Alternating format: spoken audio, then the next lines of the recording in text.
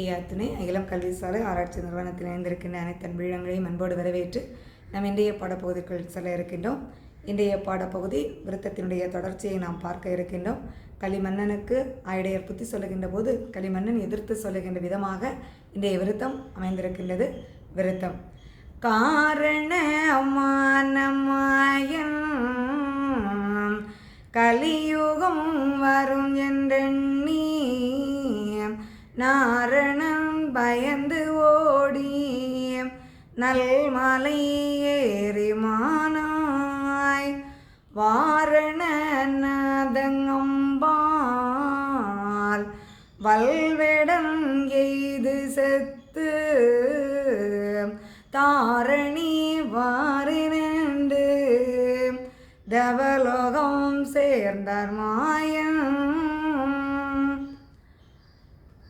களிமன்னன் சொல்லுகின்றான், துவாபராயுகத்திலே கிருஷ்ணாவதாரம் எடுத்திருந்த போது அடுத்து வர இருப்பது கலியுகம்.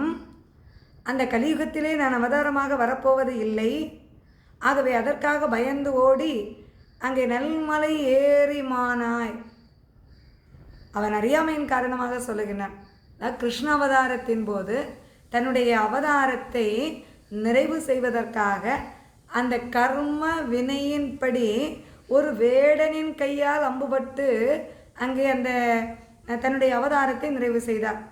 காரணம், ராம அவதாரத்தின் போது அந்த அங்கே சுக்ரீவனுக்கு உதவி செய்வதற்காக வாலியை மறைந்திருந்து கொண்டார். அப்போது அங்கு அவருக்கு ஒரு கர்மா தொடர்கின்றது. கர்மா மனிதருக்கும் இறைவனுக்கும் யாராக இருந்தாலும் அந்த கர்மா என்பது நிச்சயம் அங்கே தொடர்ந்து கொண்டே இருக்கும். நாம் எந்த ஒரு நன்மை செய்தாலும் தீமை செய்தாலும் அதற்கான வினைகள் தொடர்ந்து கொண்டே இருக்கும்.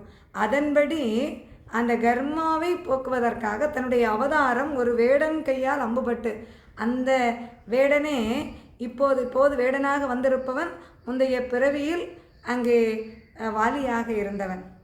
இப்போது அதே வாலியினுடைய கையால் இவருக்கு அந்த அம்புபட்டு அந்த ஆன்மாவை அந்த அவதாரத்தை நிறைவு செய்ய வேண்டும் என்பது விதி. அந்த விதியின்படி அங்கே அந்த ஜரா என்ற வேடனியனுடைய கையால் அம்புபட்டு தன்னுடைய அவதாரத்தை நிறைவு செய்கின்றார். ஆனால் இதை அறிந்து கொள்ளாத அந்த களிமன்னன் என்ன சொல்லுகின்றான், கலியுகம் வருகின்றது என்று பயந்து ஓடி மலையிலே ஏறி அங்கே ஒரு மான் போல காட்சி கொடுத்து அங்கே தன்னுடைய அவதாரத்தை அந்த ஒரு வேடனின் கையால் அம்புபட்டு இறந்து விட்டார் மாயன். அவர் இனிமேல் என்ன செய்ய மாட்டார், இங்கே தோன்றி வர மாட்டார். வாரணநாதன் அம்பால், ஒரு வேடனினுடைய அம்பால் எய்து செத்து விட்டார். இனிமேல் இந்த உலகத்திற்கு அவர் வரவே மாட்டேன் என்று சொல்லிவிட்டு தவலோகம் சேர்ந்து விட்டார். தவலோகம் சேர்ந்து விட்ட மாயன் இங்கு வருவதற்கு சாத்தியமில்லை.